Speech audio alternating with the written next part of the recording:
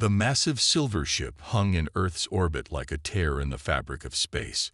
Inside the stellar whisper, Ambassador Gray stood at the observation deck, his 4 eyes blinking in sequence as he studied the blue planet below. The humans were nothing like what he had expected. Most peculiar, he muttered, reviewing the preliminary scans on his datapad. Behind him, Science Officer Blue made a sound that represented confusion in their species. They carry primitive cutting tools in their pockets, bound together with other implements. And their homes, full of items that serve multiple purposes. The scans showed humans going about their daily lives. A human female used a metal tool to cut vegetables, then immediately used the same implement to tighten a loose screw on her table. A male used a communication device to talk to someone, then switched to using it as a light source in a dark room. Inefficient, Blue commented, his skin shifting to a darker shade that indicated disapproval. Why not have specialized tools for each task? Gray wasn't so sure. There was something fascinating about the way humans approached their world. As they watched, a small human child picked up a stick from the ground. Within minutes, the stick became a sword, then a writing tool drawing in the dirt, then a lever to pry up an interesting rock. The ship's AI announced the approach of the human delegation. Gray straightened his ceremonial robes and headed to the docking bay. This would be the first official meeting between their species, and he wanted everything to be perfect. The human ship that docked was small and simple compared to the stellar whisper. 5 humans emerged, led by a tall male who introduced himself as Ambassador Tom Reed. Gray noticed that even their diplomatic vessel had seats that could transform into emergency sleeping pods and wall panels that could be removed and used as emergency shields. "Welcome aboard the Stellar Whisper," Gray said through the translation device. "We are honored to establish first contact with your species." Reed smiled, and Gray's sensors detected a genuine warmth in the expression. The human reached into his pocket and pulled out what their research identified as a Swiss Army knife. Gray's security team tensed, but Reed simply used it to cut and share a piece of fruit he had brought as a gesture of goodwill. On Earth, sharing food is a sign of friendship, Reed explained, offering pieces to the alien delegation. "This tool was a gift from my grandfather. It saved my life more times than I can count, and not just because of its blades." Gray accepted the fruit, noting how the simple tool Reed carried had more than a dozen different functions. Even their diplomatic gifts were multi-purpose. As they walked to the conference room, Gray observed how the humans constantly scanned their environment, their eyes taking in every detail, their minds probably already thinking of multiple uses for everything they saw. During the initial briefing, one of the human delegates, Dr. Maria West, got a small tear in her sleeve. Without missing a beat in her presentation about Earth's ecosystems, she pulled out a small sewing kit from her bag and fixed it. The needle she used, Gray noted with interest, was also designed to serve as a compass in emergencies. As the first day of diplomatic meetings drew to a close, Gray stood again at the observation window, watching Earth rotate below. Blue joined him, still processing the day's events. "They are not as primitive as we thought," Blue admitted. "Every item they carry, every tool they create, serves multiple purposes. It's as if they're always preparing." "Not preparing," Gray corrected. "Adapting. They don't see things for what they are, but for what they could be." He touched the piece of fruit Reed had shared, now preserved in a stasis field. "I believe we have much to learn from them." In his private log that night, Gray made a note that would later prove prophetic. Humans are unique not because of their technology, but because of how they think. They don't see a universe full of weapons. They see a universe full of possibilities.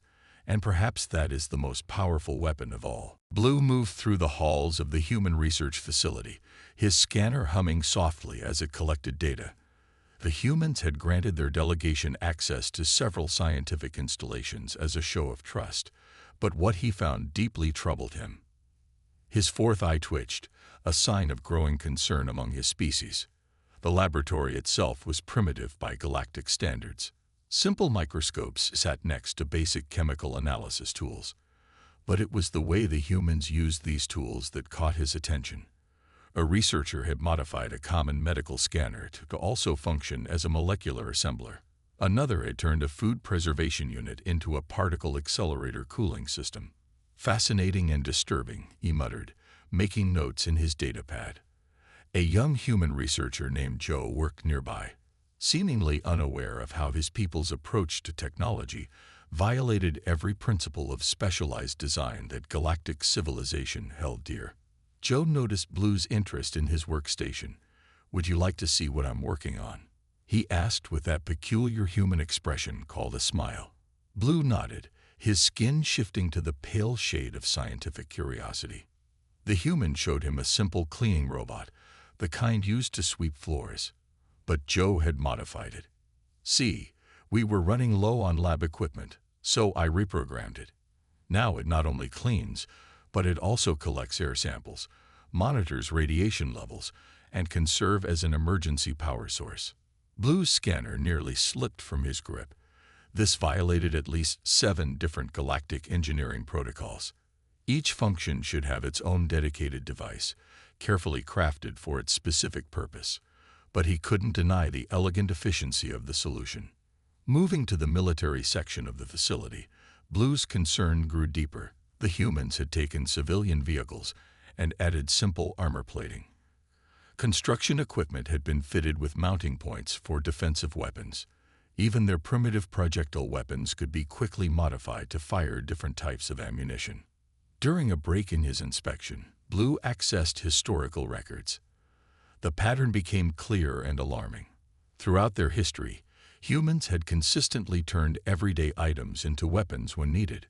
Simple farming tools became weapons of war. Communication devices were transformed into detonators. Even children's toys had been modified for military purposes during times of conflict. Ambassador Gray found Blue in the facility's cafeteria, staring at a simple metal fork. "Your report is overdue," Gray said softly. "What troubles you?" Blue held up the fork. "They eat with this, but in their history, similar tools have been used as weapons, lockpicks, electrical conductors, and surgical instruments. Everything they create has multiple potential uses, and they seem to instinctively understand them all." Gray settled into a seat, his robes shifting to accommodate the strange human furniture. "You fear their potential for violence." "No," Blue replied, his skin darkening with realization. "I fear our inability to understand them. Look at this facility. By our standards, it's primitive, but they don't see limitations. They see possibilities. Give them a simple tool, and they'll find 100 uses for it. Give them an advanced one." A human child walked past their table, playing with a small electronic device. The device was projecting games, taking pictures, playing music, and helping the child learn mathematics, all at once. Blue's scanner confirmed it had been built using parts from several broken devices, combined in ways their manufacturers never intended. "We build perfect tools for specific purposes," Blue concluded, his report finally taking shape in his mind. "Humans build tools that can become anything they need. Their technology isn't advancing along the paths we expected because they don't think like we do. They don't see things for what they are.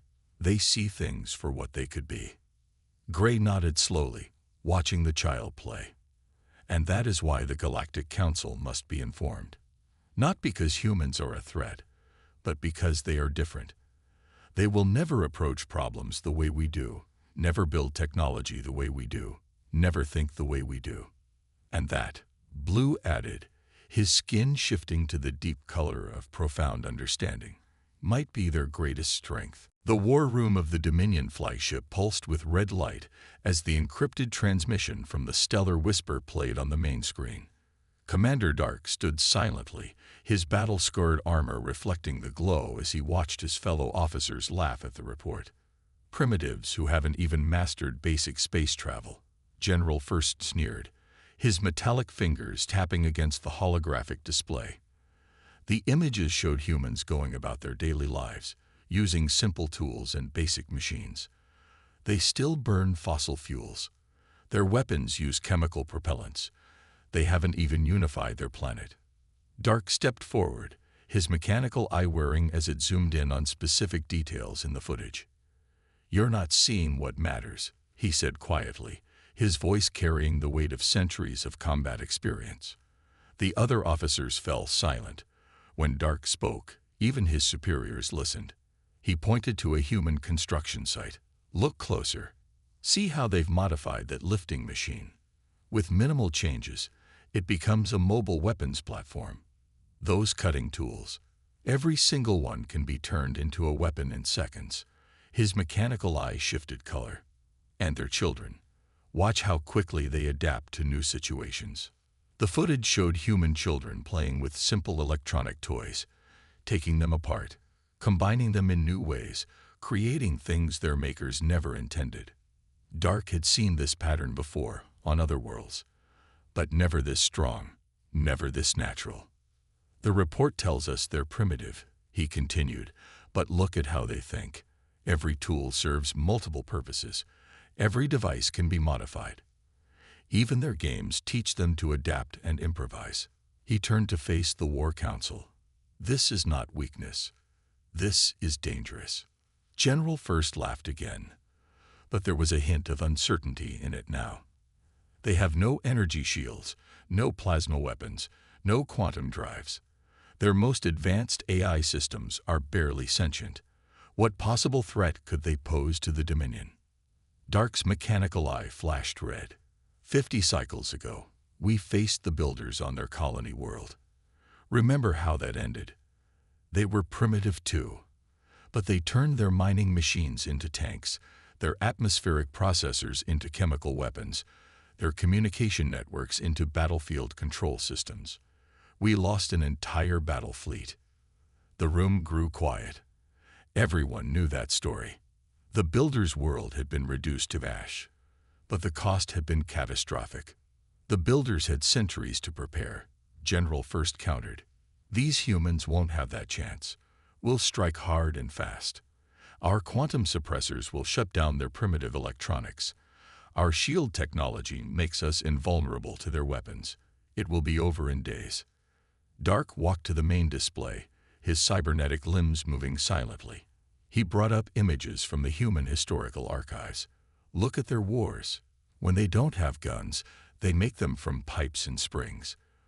When they don't have armor, they improvise it from whatever they have. When their communications are blocked, they create new ones." He pointed to more recent footage. "They turned a children's toy network into an untraceable communication system. They modified game computers to break our diplomatic codes, not because they're hostile, but because they could. They see possibilities where we see limitations." The War Council stirred uneasily. Dark continued, his voice growing more urgent. "We think in straight lines. One tool, one purpose. They think in webs. Everything connects to everything else. Every tool, every device, every piece of technology we give them or use against them becomes something new in their hands." General First stood up, his ceremonial armor gleaming. "Enough. The attack plans are already approved. The fleet launches in 6 cycles. These humans will learn their place in the galaxy, just like all the others." Dark watched his fellow officers file out of the war room, their minds already turned to the glory of easy conquest. Only he remained, staring at the images of human ingenuity. His mechanical eye recorded everything, preparing contingency plans that he feared would be needed soon. "They don't see a universe of weapons," he whispered, remembering the words from Ambassador Gray's report. "They see a universe of possibilities." He touched the scar where his original arm had been, lost to a primitive weapon on a primitive world. And that makes them the most dangerous species of all. The Dominion ships darkened Earth's skies like metal storm clouds. Their first strike targeted military bases, weapon factories, and defense installations worldwide. General First watched from his command ship, expecting the primitive humans to crumble quickly. Instead, his tactical display lit up with unexpected resistance across the globe. "Impossible," he muttered as reports flooded in. The humans were fighting back, not with advanced weapons, but with tools and machines that should never have posed a threat. A farming combine harvester, hastily armored with steel plates, had just taken down one of their scout ships. The primitive machine's rotating blades had somehow pierced their energy shields. In New York, construction crews turned their equipment into defensive positions.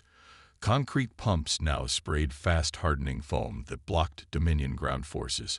Cranes swung huge wrecking balls that could knock assault ships off course. Even the city's window washing platforms became mobile fighting positions, their simple cable systems confusing Dominion targeting computers. Commander Stone directed Earth's defense from an underground bunker. "Use everything we have." His voice crackled over makeshift communication networks built from modified game consoles and old radio parts. "Remember your training. Everything is a weapon if you're creative enough." The Dominion troops pushed into a shopping mall, expecting to find cowering civilians. Instead, they found that humans had turned the entire building into a trap. Escalators ran in reverse at unexpected moments, throwing soldiers off balance. Toy drones from a hobby shop buzzed through the air, disrupting sensor readings. Even the mall's fountain systems had been modified to spray conductive fluid that shorted out Dominion energy weapons. Their adaptability exceeds all projections. Dark observed from his ship, watching the chaos unfold. His warnings had been ignored, and now he saw his fears coming true. In London, humans had transformed a Ferris wheel into a giant antenna, broadcasting signals that confused Dominion communications. In Tokyo, office workers used mirror arrays from a solar power project to blind dropship pilots. General First slammed his fist on his command console. "They're using children's toys against us. How are they doing this?" On his screen, a group of teenagers had modified their electric skateboards into high-speed weapon delivery systems, zipping through Dominion formations too fast for their targeting systems to track. The Dominion's quantum suppressor weapons, designed to disable advanced technology, proved almost useless. Humans simply switched to mechanical solutions. Bicycle couriers carried messages.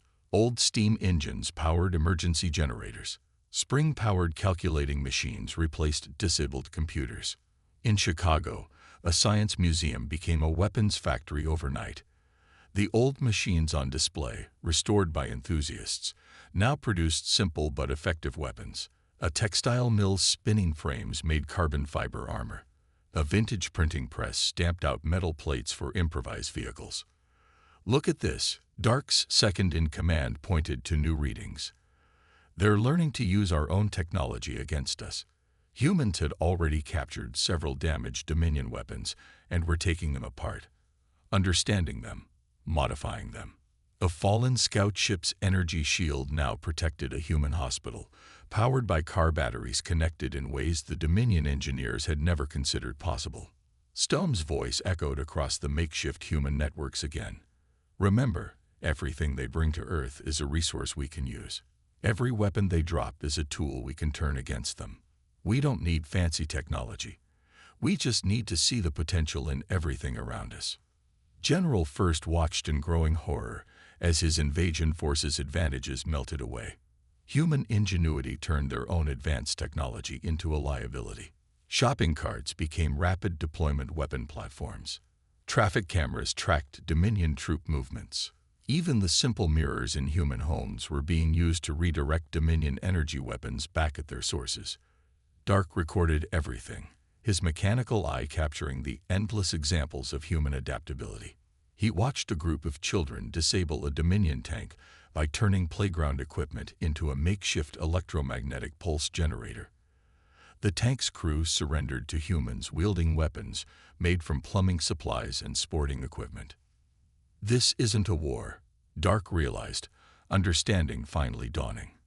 This is an education, and we are the unwitting teachers, showing them exactly how our technology works.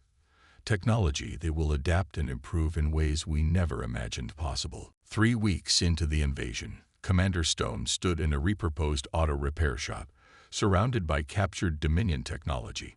Teams of engineers and mechanics worked day and night, taking apart alien devices and learning their secrets. The air smelled of oil, ozone, and hope. "Show me what you found," Stone said to Bill, a former car mechanic who now led the reverse engineering team. Bill picked up what looked like a modified car battery connected to pieces of a Dominion energy shield. "Their shields work on a simple frequency pattern," Bill explained, his hands covered in grease and alien mechanical fluid. "We figured out how to copy it using old radio parts and car alternators. But here's the clever bit. We can change the frequency." He grinned. They never expected anyone to modify their perfect technology. Across the workshop, Mary, a high school science teacher, had discovered something even more interesting. She had connected a Dominion communication device to an old CB radio network. "Their transmissions are quantum locked," she said, "but they forgot about basic wave interference. We're using garage door openers to jam their signals." Stone watched as his people took apart advanced alien technology and rebuilt it in ways that made sense to them. The Dominion's rigid, specialized designs were being transformed by human creativity. A captured alien weapon now ran on electricity from exercise bikes. A broken scout ship's sensor array had been rewired using parts from old cell phones. Outside, the sound of battle echoed through the city streets. But now, for the first time, the humans were pushing back. Modified garbage trucks, their beds filled with reprogrammed Dominion drones, rolled toward the front lines. Construction workers used their knowledge of demolition to turn the aliens' own sonic weapons against their ship's structural weak points. "We're ready for the big test," Bill announced. Stone followed him to a large garage door. Inside sat what used to be a Dominion tank, but now it looked very different. The humans had stripped away its complex systems and replaced them with simpler, more flexible solutions. "They designed it to do one thing perfectly," Bill explained. "We redesigned it to do 100 things pretty well." The tank now ran on a combination of gasoline and captured alien power cells. Its weapons could be quickly swapped out depending on the situation. Most importantly, any part that broke could be replaced with common Earth materials. Reports came in from around the world. In India, tech support workers had hacked Dominion battleship computers using modified customer service software. Australian farmers had turned their drought irrigation systems into networks of traps that caught alien dropships in nets of intelligent fluid. Brazilian soccer stadiums had become bases where captured alien technology was quickly adapted to defend cities. Stone received a call from the new Human Resistance headquarters, set up in an old shopping mall. "Sir, you need to see this." The voice crackled over a speaker made from old headphones and alien tech. "The Dominion is pulling back their forces worldwide. Our modified sensors show their ships are having trouble maintaining formation." "Of course they are," Mary said, looking up from her work. "We figured out their navigation relies on quantum entanglement. So we're using modified microwave ovens to disrupt it." They never considered someone would think to do that. The Dominion's greatest weakness had become clear. They couldn't adapt as quickly as humans. Every solution they deployed was met with a dozen human countermeasures. Their perfect, specialized technology was being defeated by human tools that could be quickly modified and repaired. Dark watched from his command ship as another perfect formation broke apart under human attack. His mechanical eye recorded everything. Cargo trucks retrofitted with alien shields, construction equipment modified to launch EMP attacks, even children's remote-controlled cars carrying small devices that disrupted Dominion targeting systems. "We're not losing to their weapons," he told his increasingly worried officers. "We're losing to their minds. Every defeat teaches them. Every piece of our technology they capture makes them stronger." He watched as humans used a modified television antenna to redirect a Dominion energy beam back at its source. "They don't just adapt our technology. They improve it." Stone walked through his workshop one last time that night. Tomorrow they would launch their counteroffensive. The Dominion would face an enemy armed not just with captured alien weapons, but with human ingenuity that had made those weapons better than their creators ever imagined possible. General First stood on his command bridge, watching Earth through the view screen. His ultimate weapon was ready. The quantum disruption device would shut down every piece of electronic technology on the planet. Without their clever adaptations of technology, the humans would be defenseless. "Fire the device," he ordered. The massive weapon powered up, its energy beam enveloping the Earth in a purple glow. On the surface, modern technology began to fail. Computers shut down. Power grids went dark. Communication networks fell silent. In his underground command center, Commander Stone felt the change as their modified alien tech stopped working. But instead of panic, he smiled. They had prepared for this. "Send the signal," he ordered. His messenger ran outside and raised a simple red flag. Across the city, other flags appeared. Then drums began to beat out coded messages. Bicycle messengers sped through the streets, carrying orders written on paper. The humans weren't defeated. They were switching to Plan B. In an old railway yard, Steam Master Tom, once a museum curator, now fired up restored steam engines. These ancient machines, running on coal and water, were immune to the quantum disruption.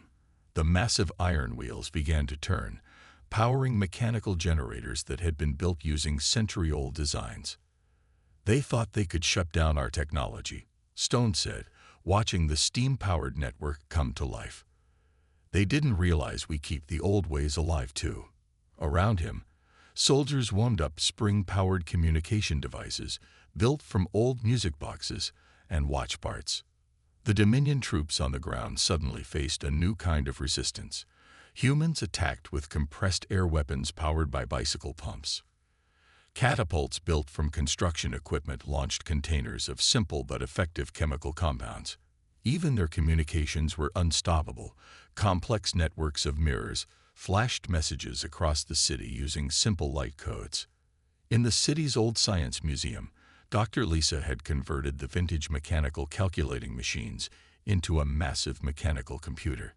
It couldn't match the speed of modern devices, but it worked perfectly under the quantum disruption field. The brass and steel gears turned steadily, calculating missile trajectories and coordinating the human resistance. "Impossible," General First muttered as reports came in. The humans were using wooden gliders to drop simple bombs on his forces. Their weapons were powered by springs and compressed air. Their vehicles ran on steam and old gasoline engines. Nothing in his combat simulations had prepared him for an enemy that could fight effectively without advanced technology. Dark watched from his ship as humans rolled out machines that looked like they belonged in history books. Steam-powered tanks built from old locomotive parts. Mechanical rangefinders that used no electronics. Signal mirrors that coordinated attacks across vast distances. They had simply turned back the clock 100 years and kept fighting. In the city center, Stone's forces prepared their counterstrike. They had spent weeks building mechanical versions of their most effective weapons. Bicycle-powered generators charged simple electrical weapons. Spring-powered launchers fired specially designed projectiles that could pierce Dominion shields. Every workshop and garage had become a factory producing simple, reliable mechanical devices. "Sir," a messenger reported to Stone, arriving on a horse, "the steam-powered radio transmitters are ready. Dr. Lisa's mechanical computer has calculated their shield frequencies. We can broadcast disruption signals using nothing but basic radio waves." The Dominion troops found themselves facing an army that seemed to have stepped out of the past, but fought with the knowledge of the present. Human soldiers wore armor made of strengthened steel and ceramics. Their weapons were simple in design but devastatingly effective. Every defeat taught them more about Dominion weaknesses. General First watched in horror as his quantum disruption device, the ultimate weapon, failed to give him victory. "How do they keep fighting?" he demanded. "We've shut down every piece of modern technology on their planet." Dark understood what his superior didn't. "We forced them to be more creative," he said quietly. "By taking away their advanced technology, we made them focus on basic principles. Principles they understand better than we do." He watched as another Dominion ship fell to what looked like a steam-powered rocket. "We thought we were pushing them back in time, but we just reminded them that they don't need complex technology to be dangerous." Ambassador Gray stood before the Galactic Council, his skin shifting colors as he prepared to deliver his final report on humanity. The massive chamber held representatives from 1,000 worlds, all eager to understand how a primitive species had defeated the mighty Dominion fleet. The images he showed told an incredible story. Simple mechanical devices defeating quantum technology. Steam engines powering weapons that could pierce advanced shields. Bicycle parts and old radios combined with captured alien tech to create entirely new devices. But it wasn't just the technology that amazed the Council. The humans didn't just survive. Gray explained, showing footage of the war's final days. They learned. Every piece of our technology they captured, they understood. Not by studying complex quantum theories, but by breaking things down to basic principles. They saw connections we never imagined. Blue stepped forward with his own report. When we first arrived on Earth, we thought their habit of making multi-purpose tools was inefficient. We were wrong. Their tools aren't inefficient. They're adaptable. And that adaptability is the source of their strength. The council chamber erupted in concerned whispers. A representative from an advanced cybernetic civilization spoke up. Are you suggesting we should fear them? That we should contain this dangerous species? Commander Dark, invited to speak as a military expert, activated his mechanicalized display. Fear is the wrong response, he said, showing images of human children in a playground, taking apart and rebuilding their toys in new ways. Look how naturally they learn, how easily they see new possibilities. They don't turn everything into a weapon because they're violent. They do it because they're survivors. The images shifted to show humans helping injured Dominion soldiers after battles, using modified medical equipment to treat alien physiologies they'd never encountered before. They adapt to heal as readily as they adapt to fight. Dark continued. Their creativity serves life as easily as it serves warfare. Stone had been invited to represent Earth at the Council. He stood up, still wearing his simple commander's uniform. We don't want war, he said simply. We don't want to conquer or destroy. We just want to survive, to learn, to grow. Yes, we can turn anything into a weapon if we need to. But we'd rather turn things into tools for building, for healing, for exploring. Gray showed his final piece of evidence, security footage from the Stellar Whisper during first contact. It showed the human child playing with the modified electronic device, learning and creating without even realizing it. This is who they really are, he said. They don't see the universe as we do, divided into weapons and tools, divided by rigid purposes and protocols. They see possibilities. The council chambers fell silent as the implications became clear. Humanity wouldn't be contained. They couldn't be controlled by restricting their technology.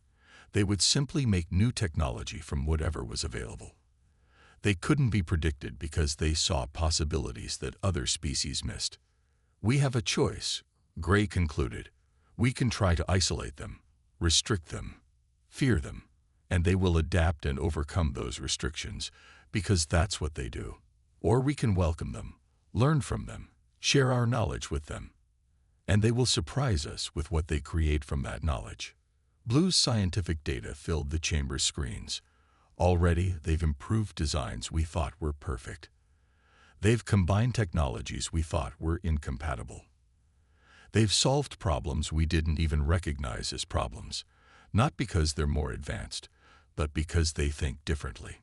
Stone stepped forward one last time. In his hand, he held the simple Swiss Army knife that Ambassador Reed had shown during first contact. This is humanity's gift to the galaxy, he said. Not the tool itself, but the idea behind it. The understanding that everything can be more than what it seems. That the universe is full of possibilities waiting to be discovered. The Council's decision was unprecedented. Humanity would be welcomed into the galactic community not as a primitive species to be uplifted, but as teachers. Their adaptability, their creativity, their unique way of seeing possibilities would help the galaxy grow in new ways. As Gray prepared to return to Earth with the good news, he found Dark studying the council chamber's architecture. What are you thinking about? Gray asked the old warrior. Dark's mechanical eye weared as he smiled. I'm thinking like a human. Looking at this grand chamber, I can already see a dozen ways it could be improved. They've taught us well. He turned to Gray. The galaxy will never be the same. And that's exactly what we needed.